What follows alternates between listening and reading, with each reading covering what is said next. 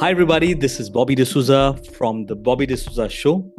Today, we have a dear friend, Chris Croft, who's a wonderful speaker, keynote speaker. He's a facilitator. A little introduction. He's a writer, creates tons of video training courses, produces them for LinkedIn Learning, for Udemy, and many other places.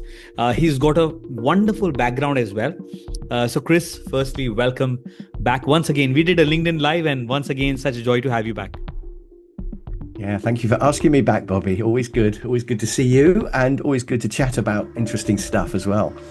So Chris, for the audiences who are listening on the audio podcast or people who are listening to the video, wherever this is being distributed, many places actually, if you could give a little background to who you actually are, because I just shared a few lines about you, but just a little background of how did you choose negotiation as a topic, a little background that connects to negotiation. Yes, I actually, years and years ago, I went on a negotiating course. And it completely blew my mind. I didn't know anything about negotiating. I'd been a manager for a while. I'd been buying in large amounts of plastic for a factory that I was in charge of. And I'd been negotiating with the trade unions over pay and all sorts of stuff. And of course, I'd been buying and selling houses and cars and things. But I knew nothing about negotiating really. And I went on this course and I just thought, oh my God, I've been losing so much money. I've been wasting money. I've just been stupid. For years, I've been stupid. And this course blew my mind, and I became fascinated by negotiating when I went on that course.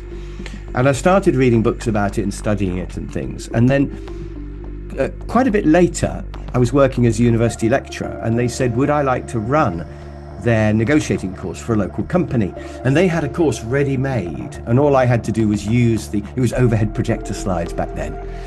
And I said, yeah. So I sort of had a look at the course, learned the course, and then ran it. And then gradually, it went well. And gradually, I tweaked the course and made it my own. I put my own stories in. I put extra bits of theory in. And over probably 20 years, I've been adding bits and refining it and gradually really, really understanding negotiating. So now, I think I've got to the point where I really understand it. I would not claim to be a world expert on negotiating. I think there are little corners of theory. But what you don't want an expert. What you want is somebody who understands the basics really well and explains it clearly. And actually, I think it takes a bit of work to really understand anything. And there are lots of little tricky things in negotiating, even like who should open first. And there's quite a debate about that, because some people say that you should open first and put a stake in the sand, like putting a flag down and saying that's where we're going to be. And other people say, no, you get the other person to open first, because they might make a mistake and they might give away too much when they open. I go with the second one, by the way. I don't agree with the stake in the sand, because you can put a stake in the sand if you like, and I don't care. I will just ignore it. So, so I don't really agree with that. Unless you're weak, I don't think, or unless the other person is weak, I don't think putting a stake in the sand really matters. So anyway, the point is, even basics like who should open first become quite tricky when you look into this subject. But I think I've pretty much nailed the process now. I've got a really simple process that maximizes your chances. And I love teaching it because most people are like I was. Most people have never thought about it. They don't know what the theory is. And if ever there was training that pays for itself, it's negotiating. Because, I mean, you should be able to save hundreds or thousands of pounds or dollars as soon as you've been on a course. It's one of those, something like time management or leadership. They're important, but it's hard to prove how much you save. But negotiating, you can see the difference just in the money.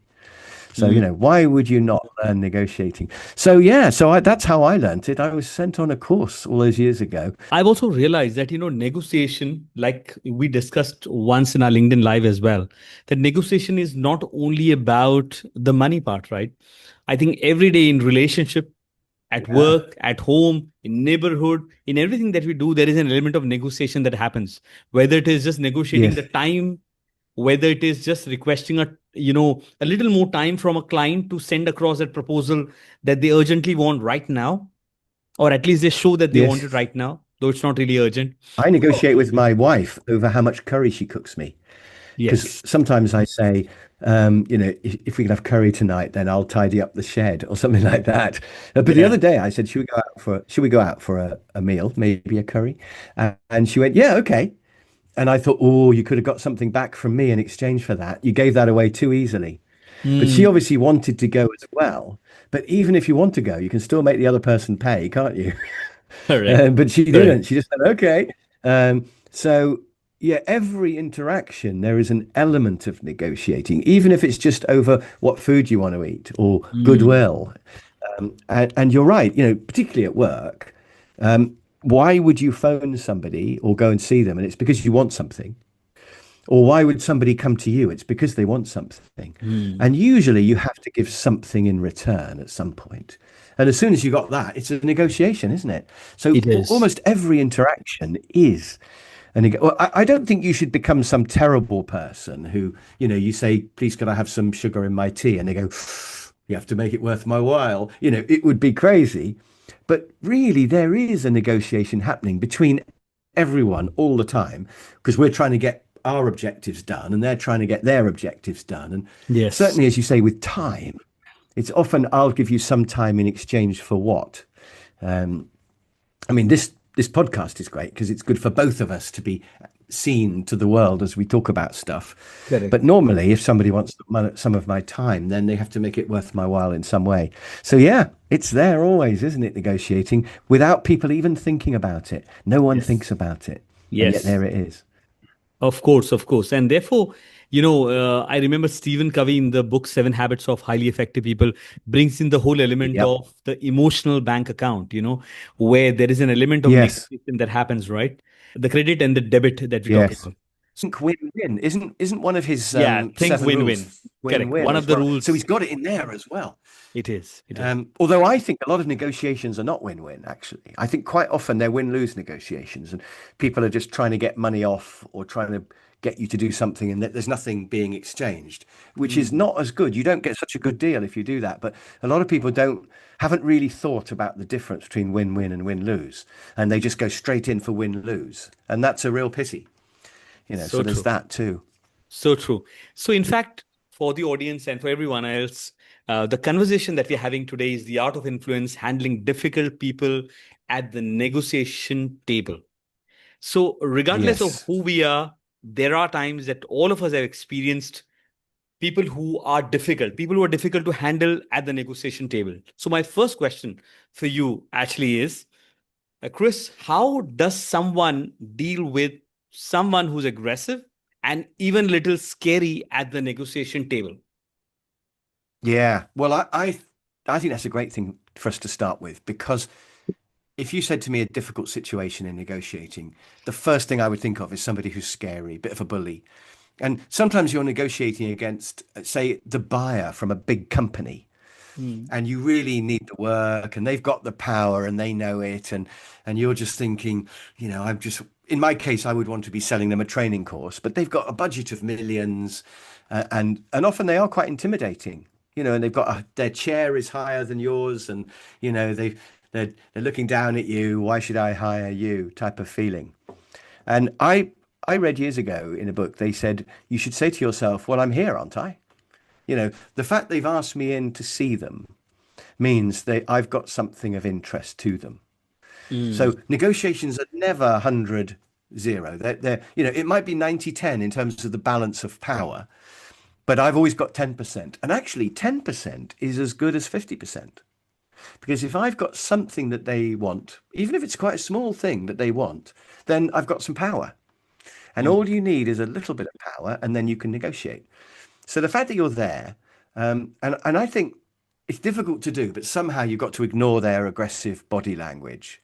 I remember Hmm. years ago, I went to see a customer and he sat there with his arms folded the whole time like this behind a big desk. He was managing director of this company. And he said, so what is your training course any good? And I sort of answered. And he said, so what will you do in your training course exactly?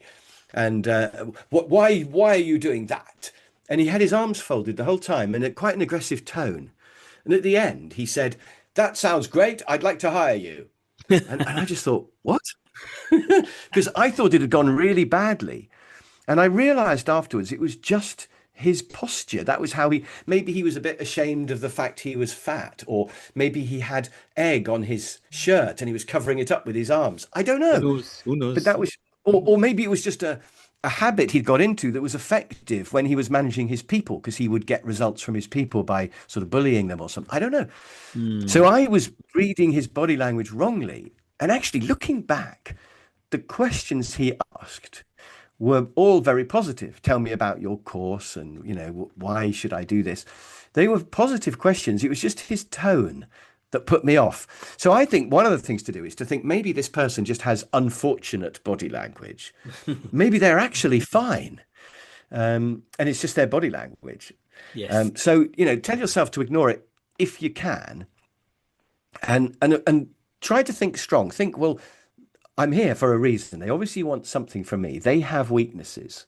And the other person always has weaknesses. So, we tend to think the buyer from a big company has loads of power. But actually, they have two weaknesses. One is they've got too much money for their own good. So Mm. they don't really care whether the training course costs £800 or £900 or something. To them, that's nothing. Whereas to us, £100 makes quite a difference. So the first weakness is they have too much money. But also, they usually have time as a problem. Usually, they want it soon, or they're too busy to go and meet with lots of people. So, if you're good enough, they think, great, well, Bobby's great. Let's just get Bobby. We'll try and get him down on price. But really, we want him because they can't be bothered to shop around and maybe get people who they don't know, who they don't trust. You've done a talk for them before. It's great. Why would I risk getting somebody else in just for a bit of extra bit of money that I can easily afford? So their weakness is really time pressure. You could almost call it laziness, but it's not that. It's the fact that they've got other things they want to spend their time on. So let's just get you, and then you can move on to the next job. So buyers have weaknesses. Sometimes they can't find anyone else. Sometimes they've looked at loads of people and none of them are any good. Or maybe they're all quite good, but you're the best one. And so they're negotiating over price with you, but they don't want to go to the second best option. This is the same for job interviews, where you also might feel quite, on the back foot. But if they're offering you the job and they're talking about salary, they've already chosen you. They are weak, and they don't want the second best person, if there is anybody else even. So I think about their weaknesses, Mhm. which makes you stronger. I think Yes. I'd add one more thing actually, which is ask them questions as well. If you've got a scary person, don't just talk all the time because you're nervous. Ask them things. So have you looked at many other people? Or do you have a budget for this? Or tell me about the key things you're looking for. Because when you do that, they then have to open up, and you can find even more weaknesses in their answer. Mm. When they say, we've looked at loads of people, you can just think, oh, well, it's interesting you're still looking. Or when they say we've looked, we haven't found anybody else who's any good, and they will tell you things like that. You can think, aha. You don't say aha, but you think it. So the more questions you ask, the better, and you just file all that information away.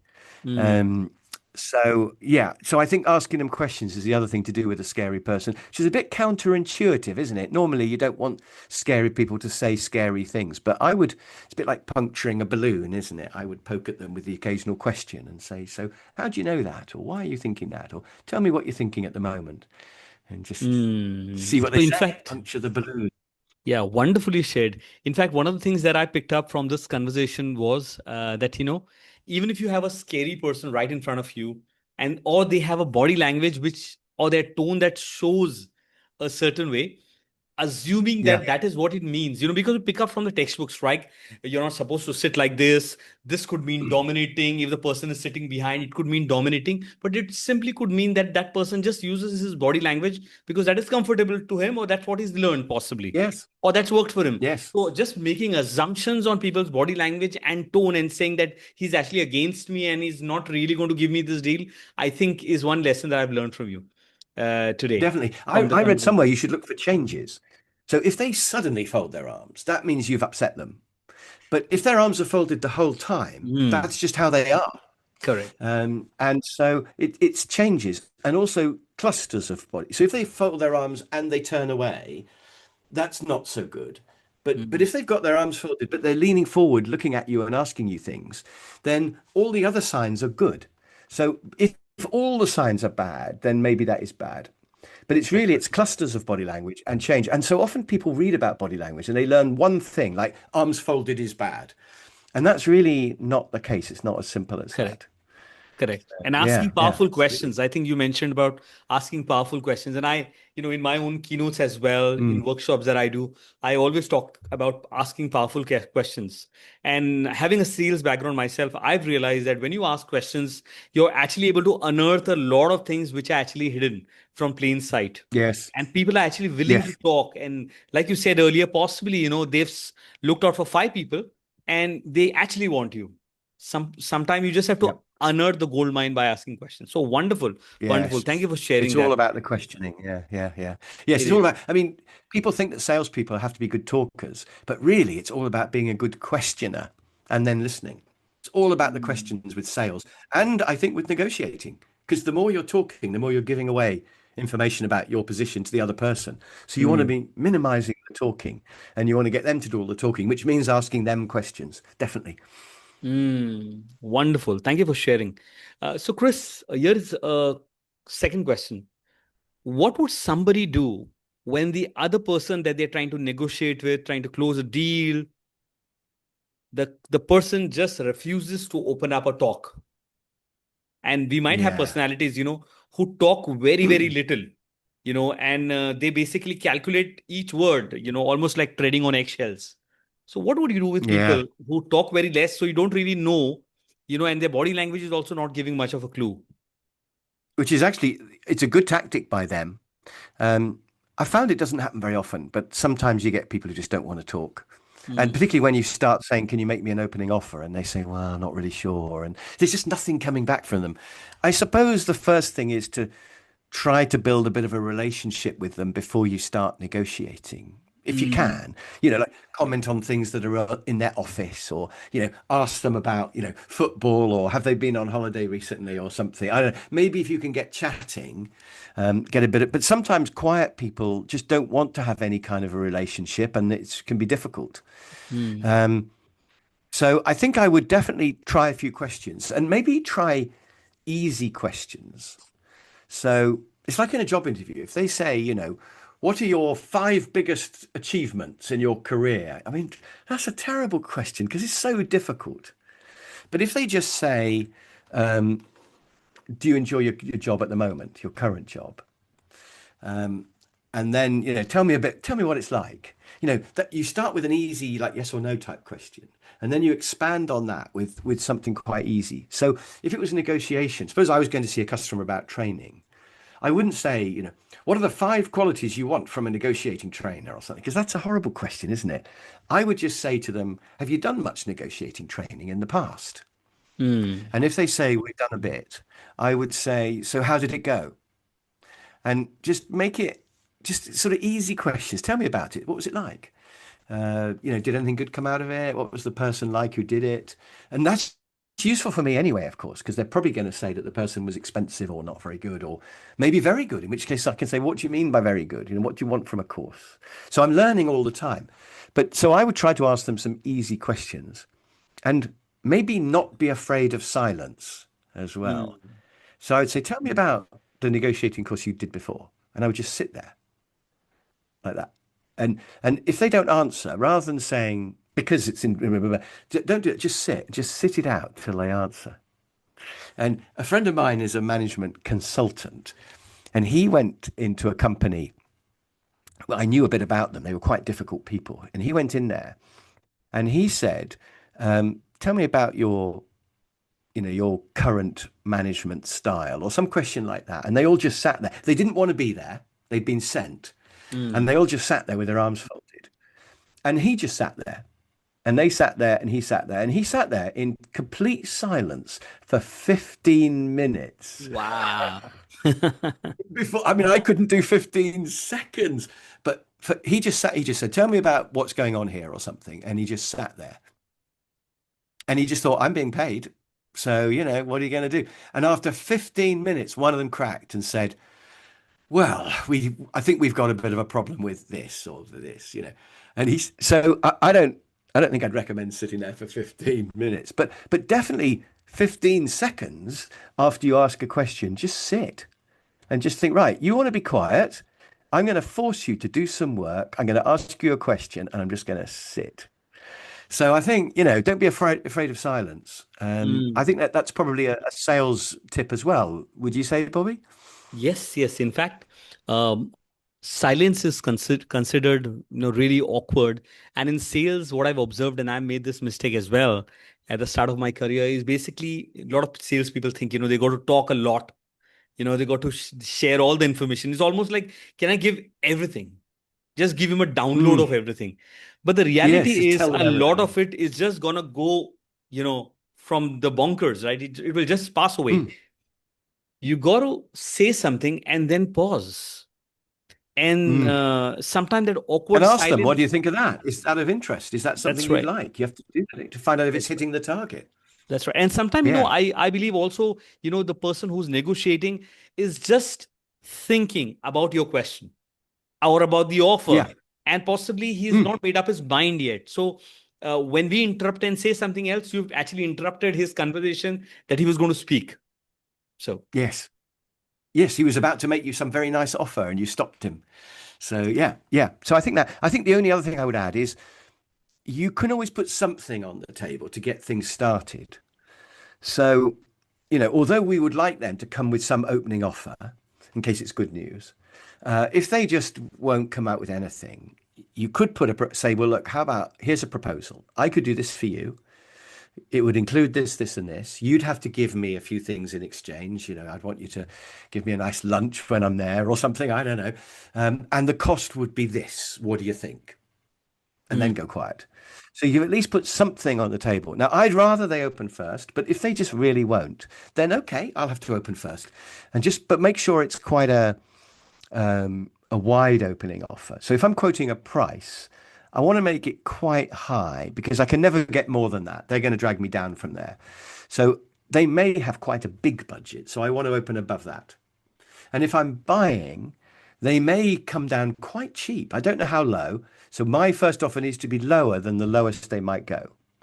So if I have to open based on no information at all, I'm going to open pretty low if I'm buying and pretty high if I'm selling. And that, in a way, they get a little bit punished for being quiet, but that's fine. So my opening offer, if I have to, I'll put it on the table and then I'll just sit there and say, what do you think of that? mm, And they have to answer, don't they? I mean, if they don't, I could say, well, so have we got a deal then? Should we just do that? So mm. they're going to have to then say, well, no, I can't do that. And I can go, well, what can you do? And then they'd have to get involved, don't they? So putting something on the table will force them to engage, I would Mm. say. Wonderful, wonderful. In fact, I think, years back when I did something on negotiation, it's not my area of expertise, but I did it and it went well. Uh, what I've also discovered in the process is whenever we talk about negotiation, the price that you're going to put on the table, how far can you negotiate to, what is your no regret price, all of that you need to think beforehand, plan it, do your Yes. homework, and then basically go into the meeting, rather than, in the, what do you say, in the emotional turmoil of I will lose the The deal. heat of Then you, battle. that's right. You share a price and then they agree, and then you go back in your car and you're thinking, oh my God, man, I got the deal, but I'm not happy. Yeah, you're right. Preparing your opening offer is one of the most important things you can do. And this is getting into depths a bit now, but briefly, your walkaway point comes from how you feel. So my opening offer is based on knowledge of the market. And this is the same for everything. Say for a house, the most I will pay depends on do I love the house? But the opening offer depends on what I might get that house for. So I Mm. need to know a bit about the housing market and, what are prices like at the moment? And, are people struggling to sell and might they come down a bit? That's got nothing to do with how much I am prepared to pay if I have to. Two different numbers, and we need to prepare both of those numbers before we start. Because you're right, you don't want to be thinking, oh, what do I do when you're actually in there? That's crazy, and it's too late to do any research, let alone any thinking. So yeah, you have to prepare both of those numbers before you start. So preparation, Tricky. definitely. And I think one thing that I Yeah. really liked, when I was thinking of buying something, as well. I think researching the market, what is the going price for it? What are their current needs? How desperate they are? Things like that, I think really help. So that's quite helpful.